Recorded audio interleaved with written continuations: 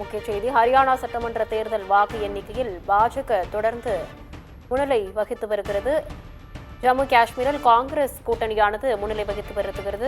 ஹரியானா சட்டமன்ற தேர்தலை பொறுத்தவரை இந்த வாக்கு எண்ணிக்கையில் பாஜக பின்னடைவை சந்தித்திருக்கிறது.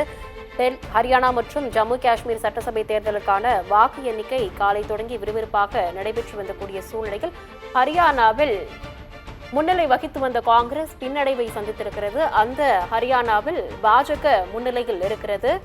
ஹரியானாவில் மீண்டும் வினேஷ் போகத் முன்னிலையில் இருந்து கொண்டிருக்கிறார். 4142 வாக்குகள் வித்தியாசத்தில் மல்யுத்த வீராங்கனை வினேஷ் போகத் முன்னிலை வகித்து வருகிறார். ஹரியானாவில் முன்னிலை வகித்து வந்த காங்கிரஸ் பின்னடைவை சந்தித்திருக்கிறது. தற்பொழுது காங்கிரஸ் தொண்டர்களுக்கு மகிழ்ச்சி அளிக்கும் விதமாக 4142 வாக்குகள் வித்தியாசத்தில் மல்யுத்த வீராங்கனை வினேஷ் போகத் முன்னிலை வகித்து வருகிறார். விவரங்களை வழங்குவதற்காக எமது தலைமை செய்தி ஆசிரியர் கண்ணன் நம்மோடு இணைந்திருக்கிறார். கண்ணன், வணக்கம். தற்பொழுது மல்யுத்த வீராங்கனை வினேஷ் போகத் மீண்டும் முன்னிலையில் இருக்கிறார். 4142 வாக்குகள் வித்தியாசத்தில் முன்னிலை இருக்கிறார். விவரங்கள் என்ன, பதிவு பண்ணுங்க. மல்யுத்த வீராங்கனை வினேஷ் போகத் அந்த மல்யுத்த போட்டி போலவே தேர்தல் களத்திலும் ஒவ்வொரு ரவுண்டிலும் முன்னிலை பின்னிலை என்று பெற்று வந்து இப்போது 10வது சுற்று வாக்கு எண்ணிக்கை நடைபெற்று வரக்கூடிய சூழ்நிலையில் காங்கிரஸ் கட்சியின் வேட்பாளராக இருக்கக்கூடிய வினேஷ் போகத் 45,293 வாக்குகள் பெற்றிருக்கிறார். அவருக்கு போட்டியாக உள்ள பாரதிய ஜனதா கட்சியின் வேட்பாளர் ஏகேஷ் குமார் அங்கு 41,151 வாக்குகளை பெற்றிருக்கிறார். 4,142 வாக்குகள் அதிகமாக வினேஷ் போகத் பெற்று முன்னிலை வகிக்கிறார்.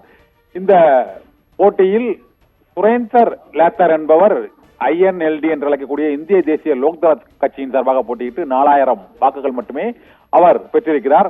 இதில் வினேஷ் போகத் மற்றும் யோகேஷ் குமார் இடையேயான கடுமையான போட்டி அங்கு ஹரியானா மாநிலத்தில் அந்த ஜுலானா தொகுதியில் நிலவி வருகிறது. ஏனென்றால் ஜுலானா தொகுதியில் பாரம்பரியமாக அது பாரதிய ஜனதா கட்சியின் கோட்டையாக கருதப்பட்ட அந்த தொகுதியில்தான் மல்யுத்த வீராங்கனை வினேஷ் போகத் அவர் பாஜக MP பிரிஜ் பூஷன் சரண் சிங்குக்கு எதிராக அந்த பாலியல் வன்கொடுமையை மல்யுத்த வீராங்கனைகளிடம் அவர் செலுத்தியதாக, அதற்கான அழுத்தம் கொடுத்ததாக அவர் மீது பல்வேறு புகார்கள் கூறப்பட்டு போராட்டங்களை முன்னெடுத்ததில் வினேஷ் போகத் மிகவும் முக்கியமானவர். மேலும் பாரிஸ் ஒலிம்பிக் போட்டியில் 100 கிராம் எடை கூடுதலாக இருந்ததால் அவர் இறுதிப் போட்டியில் பங்கேற்கும் வாய்ப்பை இழந்தவர் என்று நாடு தழுவிய அனுதாபம் வினேஷ் போகத் மீது இருந்தது.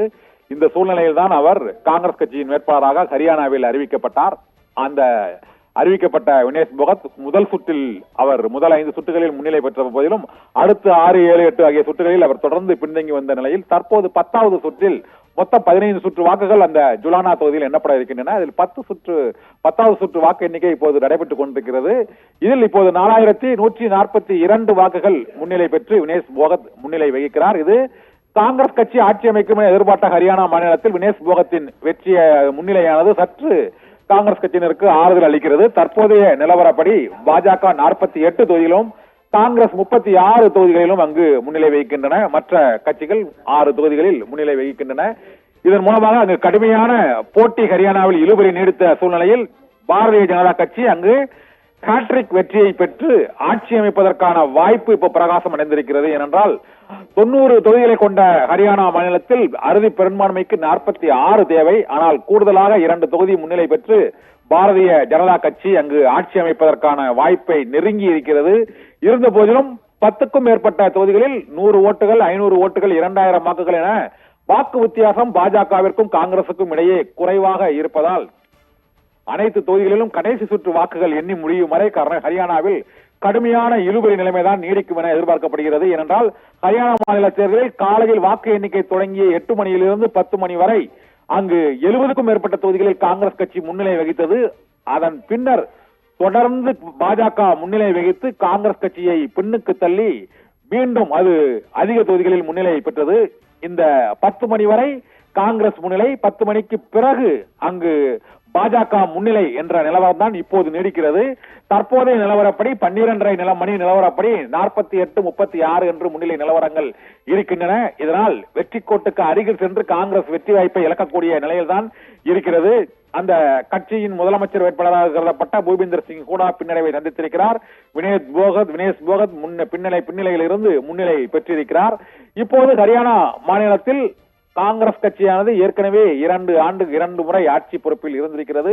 இப்போது 3வது முறையும் அங்கு ஆட்சி அமைப்பதற்கான வாய்ப்பு பிரகாசம் அடைந்திருக்கிறது.